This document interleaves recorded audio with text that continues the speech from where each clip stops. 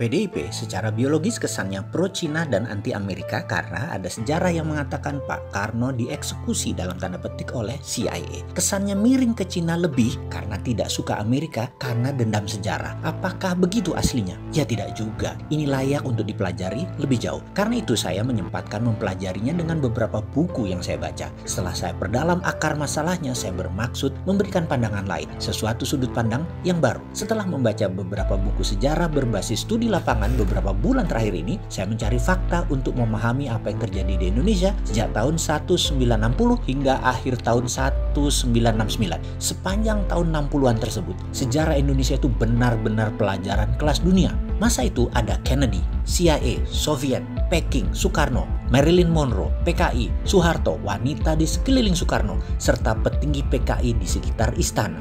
Serta banyak lagi drama di tahun 60-an tersebut menarik sekali. 3 buku saya habiskan dalam waktu 2 bulan kemarin. Setelah membaca, saya pun menganalisa, sehingga saya rasanya punya pendapat lain melihat sejarah dan realita terhadap apa yang terjadi terhadap Presiden Soekarno. Kita semua tahu bahwa globalis mulai menunjukkan taringnya di dunia di sekitar tahun 60-an tersebut, yaitu ketika mereka diusik kenyamanannya dalam hal kendali transaksi terhadap dolar, di mana mereka yang memegang dunia perbankan dan cara pembayaran menguasai Federal Reserve Amerika. Mereka memiliki kemampuan dan akses untuk mencetak uang sekalipun, dan mereka bisa. Mereka swasta loh ini. Berkali-kali saya mengatakan Amerika itu negara swasta karena memang kuat sekali swastanya, dan mereka itulah para globalis cabal. Ketika Kennedy memiliki platform baru, yaitu akan mencetak greenback by gold atau dolar negara Amerika yang dicetak berdasarkan jaminan underlying emas, maka ini ancaman bagi globalis cabal. Untuk itu, Kennedy memerlukan Indonesia. Ada perjanjian yang menguatkan rencana besar itu. Perjanjian tersebut membawa Indonesia ke kancah internasional, di mana Indonesia di tahun 60-an adalah memiliki kekuatan militer terkuat di selatan Khatulistiwa. Benar, Indonesia adalah kekuatan terkuat di bumi bagian selatan waktu itu dan atas banyak bidang termasuk ekonomi, yaitu rupiah. Pak Karno ada di tengah rencana besar dunia akan menerbitkan dolar versi negara dalam tanda petik Amerika, di mana ketika Amerika akan mencetak uang, mereka memerlukan jaminan underlying emas. Untuk itu Kennedy meminta jaminan emas Indonesia sebagai salah satu bagian dari underlying dolar terbit, yaitu dolar baru versi Kennedy. Perjanjian di Jenewa yang bernama Grand Hilton Memorial Agreement yang ditandatangani oleh Presiden Kennedy dan Presiden Soekarno menjadi salah satu tonggak besar sejarah dunia. Tetapi globalis cabal yang terancam kendalinya punya skenario lain. Kennedy ditembak di Dallas. Mobil kenegaraan yang tidak pernah jalan pelan saat itu jalan di bawah 20 mile per jam yang seharusnya tidak boleh, dan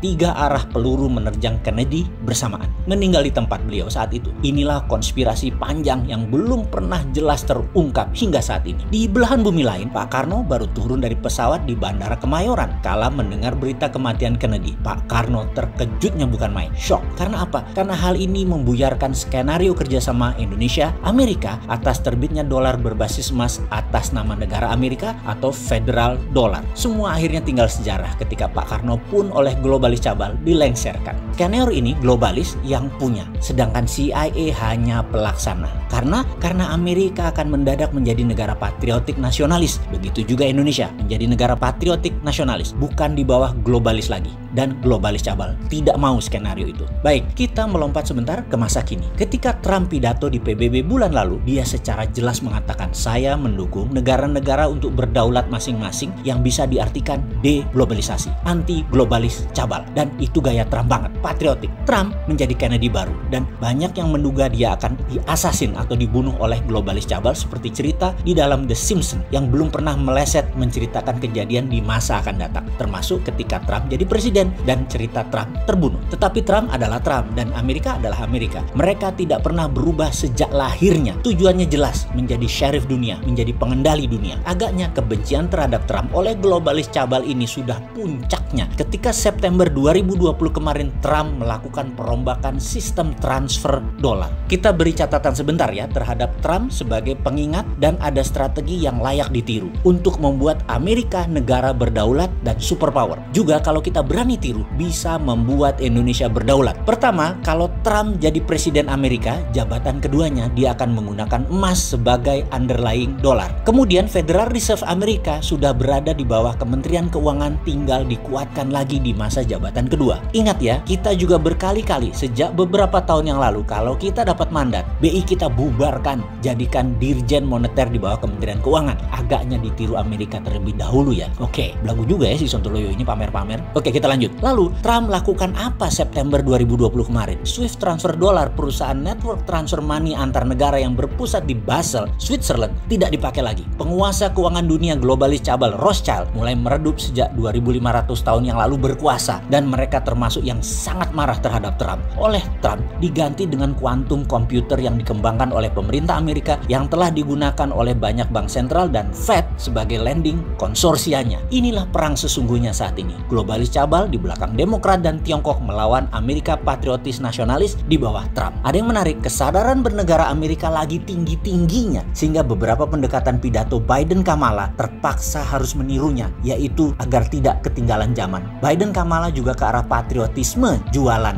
untuk pemenangan dalam Pilpres nanti. Jadi ada pengamat intelijen pertahanan dunia yang mengatakan kalau Biden menang tetap akan perang melawan Tiongkok juga globalis karena Amerika mendadak menjadi negara patriotik. Jadi Trump atau Biden, Amerika tetap Amerika. Oke. Sekarang mulai kebayang apa hubungannya dengan Omnibus Law, hubungan kebijakan luar negeri Indonesia, apa hubungannya terhadap COVID dan ekonomi Indonesia dari cerita tersebut. Apa harus dijelaskan lebih rinci lagi? Ini pelajaran sesungguhnya ada yang minat nggak sih? Yang menjabat ada yang ngerti nggak sih beginian?